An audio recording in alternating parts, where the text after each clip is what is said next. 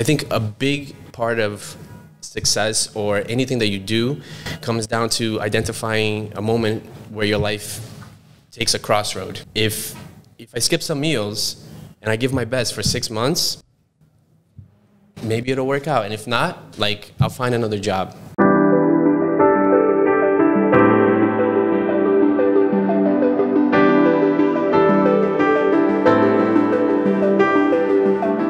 Hey, what's up, everybody? This is Paul Tully back with the FYI podcast, Finding Your Inspiration, where we find it and we follow it. Today, we are here in New York City, and we're hanging out with Daniel Martins.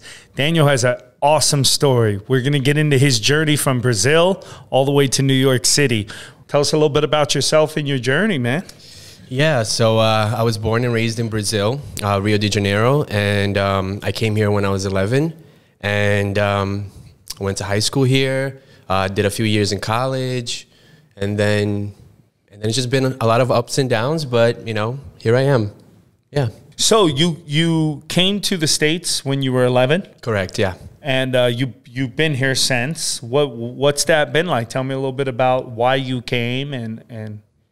Yeah, so my story, I wouldn't say it's the typical, you know, American dream story in the sense of, you know, we didn't come here because we were looking to make a better life. My mom, she had started organizations in Brazil. She was a speech therapist as well as a physician. So she had her own clinic. I have fond memories of seeing my mom on TV, but once she came here as a tourist, actually, just visiting New York. And one day her asthma pump ran out, and she thought she could go to the pharmacy like over there where you can just go to the pharmacy, you get your asthma pump, and, you know, you go about your day. Yeah. Well, when she went there, they said, no, you need a prescription. And from there, they told her to go to the hospital. They did a series of tests, and then that's when they found out that she had cancer, Hodgkin's lymphoma. And then from there, you know, because as a tourist, she decided to stay on her tourist visa, just out of fear and survival, really. And then from there, she started selling her belongings to pay for her chemo and her treatment. And that's when, a few months later, that's when she brought me here. New York City? This is where you guys set up shop? No, so we first set up shop in Long Island, in Floral Park, actually, to be specific. And we used to live in, like, the back of this, like, store, basically. Yeah, it was very humble beginnings, but especially me coming from Brazil, you know, like, I had a pretty good life over there. So for me, it was a culture shock. I mean, I couldn't speak. I've always been a very communicative and expressive child since I was a child. So not being able to communicate my needs and things like that, that was very, very hard for me. Yeah, yeah. So you were speaking Portuguese. Yeah. When you came over, how long did it take to learn English? And it took me 4 months. Oh, yeah, that's quick. I think it's because and yeah, in 4 months they were trying to kick me out of ESL. I've been trying to learn Italian my whole life, and I can't. 4 months, that's incredible. Well, I think that was partly, you know, my desire and my necessity to be able to express myself, and also.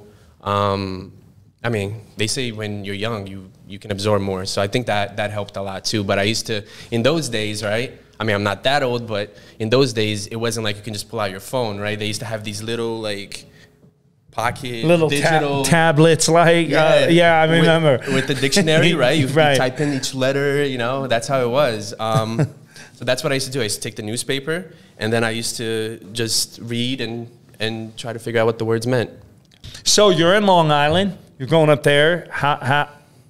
How'd your mom's health hold up? So, you know, she was in treatment for a while, and I used to go. I think I was kind of like her motivator, and I used to go to treatment with her. That kind of instilled my love for medicine. You know, I started viewing nurses and doctors as, like, representatives of God on earth, you know, like angels, really. Wow. And from there, you know, I think she was she had it for another like year and a half to 2 years. Yeah. You know, normally when people talk about medicine and the medical system, I feel like normally it's in such a negative way. And what you just said is really powerful. That as a child, you started viewing the medical staff more as like angels of God on earth, or that's incredible. So your outlook of the treatments and what your mother was going through, even knowing how hard it was for her, you still found some kind of positive in the people that were helping her. Yeah, I think that's, you know, I think that's the secret sometimes to life, you know, like not to dwell too much on where you are, but rather where you hope and want things to go. You know, of course, we had very difficult times in regards to her treatment. I think my mom used to try to hide it as much as possible from me so that I wouldn't go through so much pain. Yeah. But of course, you know, I have pretty strong memories around that time, things that, you know, are impactful. Mother's love, right? Like, even though everything she was going through, she still, like you said, was guarding you from that. They say there's nothing more heroic than a mother's love for their child, you know? Mothers have a certain sense of guarding us from that. I'm sorry that you experienced that, and I'm sorry she experienced that. But it sounds like she was an incredible woman, man. Yeah, very strong. And, you know, I can't really say that I'm sorry for what happened. I mean, I wish, of course, she didn't go through the pain. Yeah. But I wouldn't be who I am without it, right? And without that bond that I had with her, the moments we went through together. Yeah, I mean, I'm grateful for it. Yeah. So let's jump into what you're doing with that, with the fortitude, and you went through some stuff, and you went on. Tell me about finding your love for pets, and when you decided that that was something you wanted to pursue to help better the lives of pets and people's animals. Yeah, I mean, my love for pets really starts in my childhood when I was like 5 years old. Our first dog was a dog that we found on the street in Brazil. We just opened the door and he came in.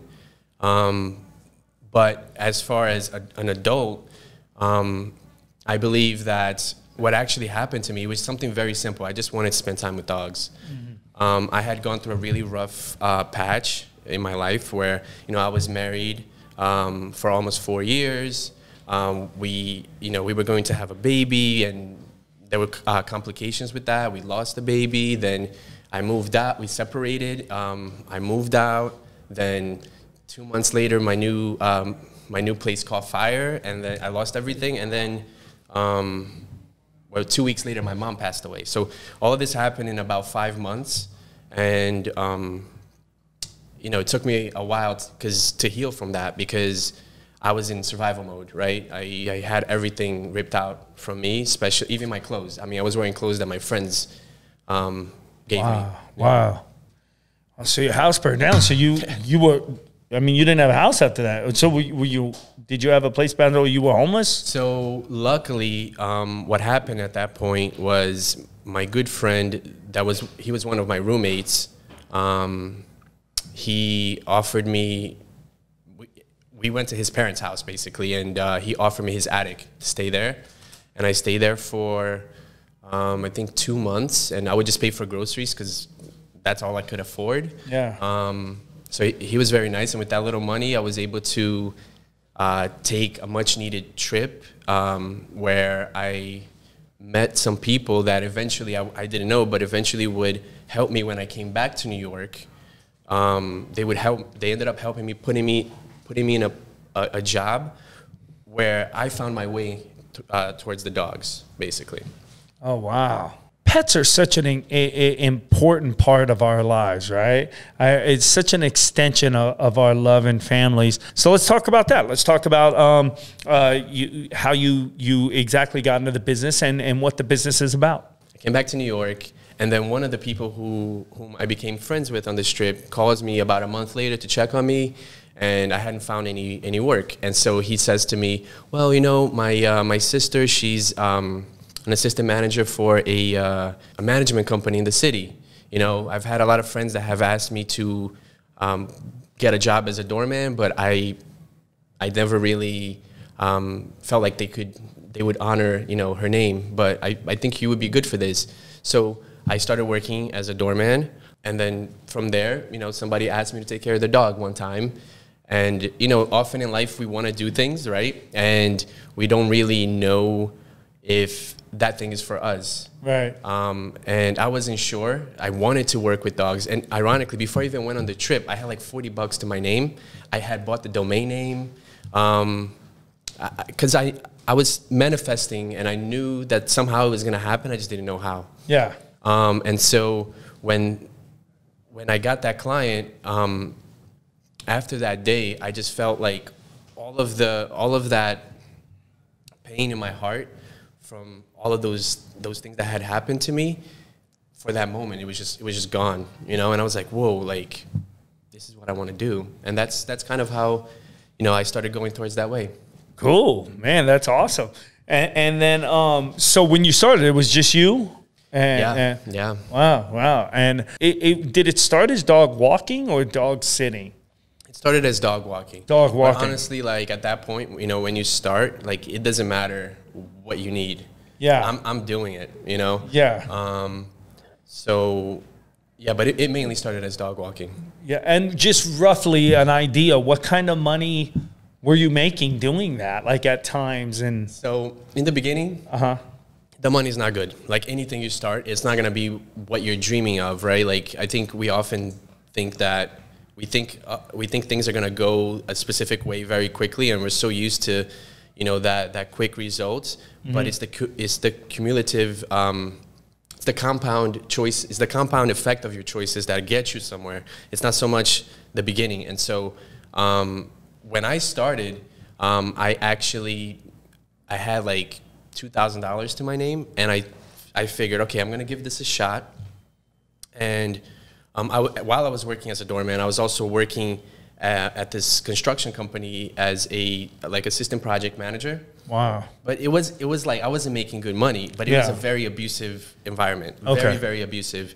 It can be a very abusive environment, especially the old guys, because when they came here, they got abused. So then when they see somebody who's young, they feel like they need to be doing that because that's the way that they were treated. Yeah. Interesting. So he kicked me out. I decided, you know what, like I had one client, and he calls me like a week later, and he would do this. He would like abuse people, and then he would pretend like he would be their friend and then bring them back. And so he tried doing that to me. And the reason why I'm even mentioning this part of the story is because this is a huge lesson. This part is a huge lesson in my life. So he calls me and he says to me, "Oh, where you been? I've been calling you." And he hadn't been calling me. And so he basically tries to get me back. He asked me, "How much money are you making?" I say to him, "Oh, I'm making like $800 a week." I was making like $140 a week. You know, and then he says to me, slight exaggeration. Exactly. And then he says to me, "Walking dogs? No way." And then I say, "Oh yeah, no, that's what we make." And he's like, "Well, I can't offer you that. I can offer you $600 to start." But mind you, there were other people that I used to know from the company that had been there for 3 years, still making $600. Yeah. So I knew he was lying. So why am I bringing this up? I had to make a choice at that moment in my life. And what choice is that? I think sometimes, you know, I think a big part of success or anything that you do comes down to identifying a moment where your life takes a crossroad. And that's a skill and that's a talent, I believe. I happen to, you know, like my emotions were telling me, go for what's safe. But I said, what do I have to lose? You know what? Let me just choose the dog walking. I have this much saved. If I skip some meals and I give my best for 6 months, maybe it'll work out. And if not, like, I'll find another job.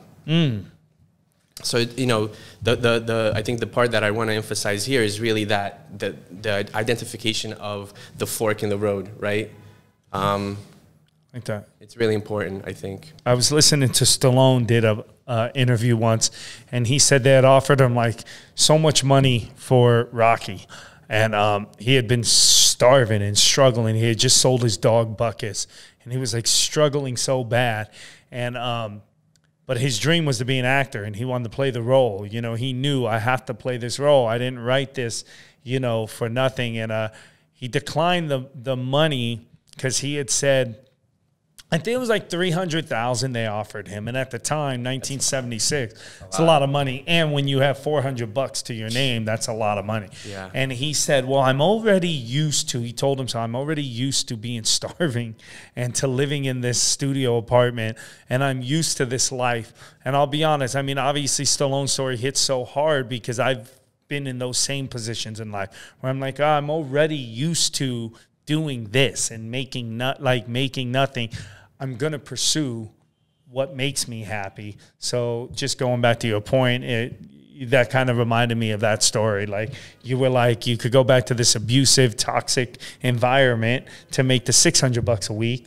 You're only making $140 a week doing what you enjoy doing. And you thought, let me give it my all and go for it. And it worked. So, and let's jump into, for the homeless situation. What was that like? How long were you unhoused? It only lasted about like 2.5 months. Oh, okay. And what happened was because where I was, there was no means of transportation or anywhere for me to get work. So what I was trying to do is, just find a way to get work, whatever it took. I mean, I like after that fire and after I lost everything, I shucked oysters on a boat for like a huge bucket for like $20 a bucket. Would make like $20-$30 in like a 16-hour workday. Like I mean, I would clean floors. I mean, I would do anything, right? Of course, with self-respect. But when I was homeless, I was looking for, I had the doorman job, right? But I didn't have a place to live. So I was looking for a job. But I couldn't afford anything, and I had no contacts. I didn't know anybody. So what I would do is I would sleep in McDonald's because they're 24 hours. And before interviews, what I would do is I would go to the bathroom and then use their like paper towels and like soap and like just kind of rub it on my body. Luckily, like I'm not. You don't sweat a lot? No, so that kind of helps. I'd be in trouble. I think most people would, yeah. So it was interesting because I kind of, I know you said you come from an acting background, right? Sure, yeah. So in some ways I had to kind of turn on like an acting aspect of myself because my reality didn't match where I wanted to go. So what I was speaking, when I was interviewing with people, right, like they had no idea what I was going through.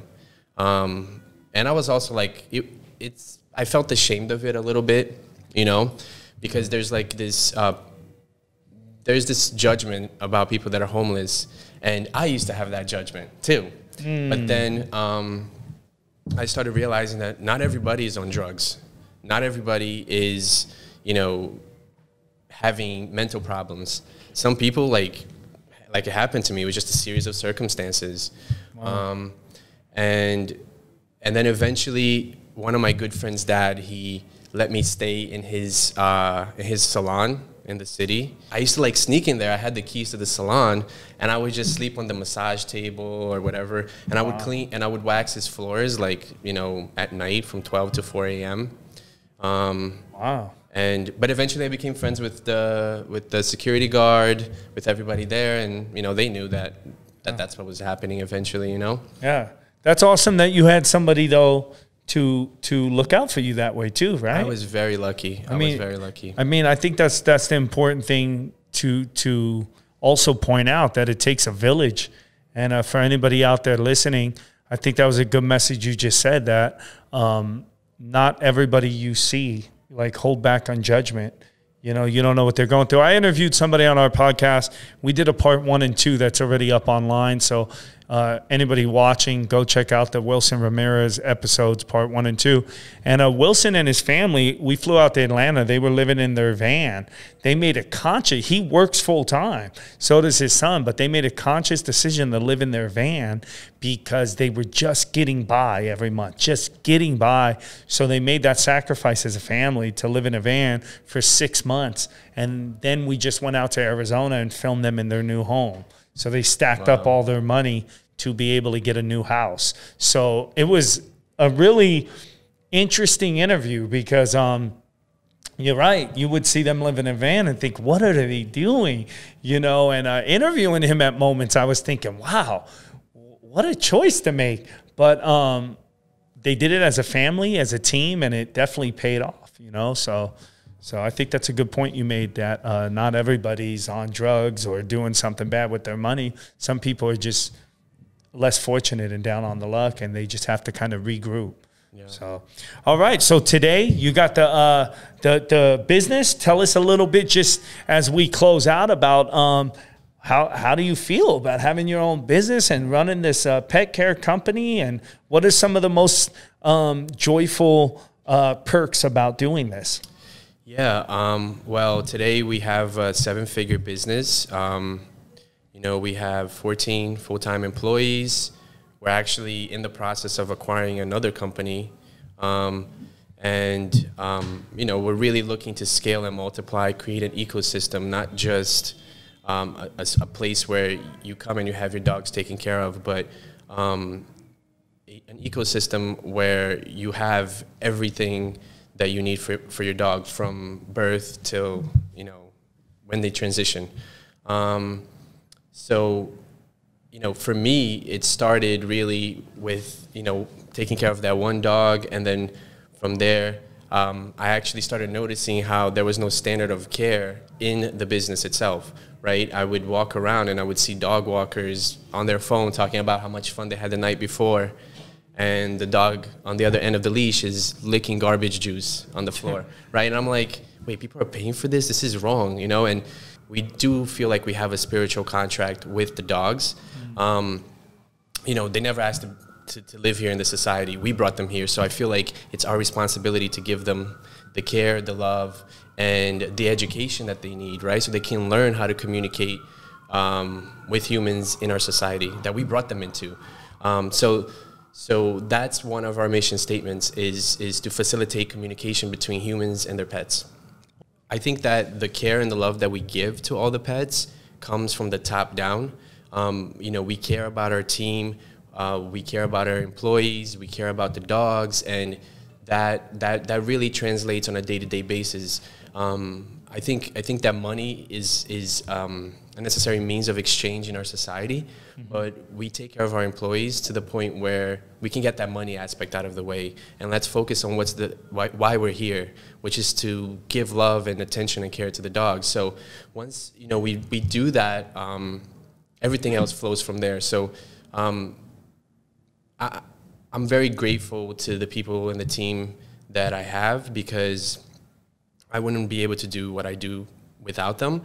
But not only that, but also because they are true dog lovers, day in and day out, and they go the extra mile every day. So, you know, we have team nights because our employees are much more than just dog walkers. You know, they have a life and they're people. So we create opportunities for us to all get together and have fun, you know, have some drinks and party a little bit. So it's all about team chemistry, you know?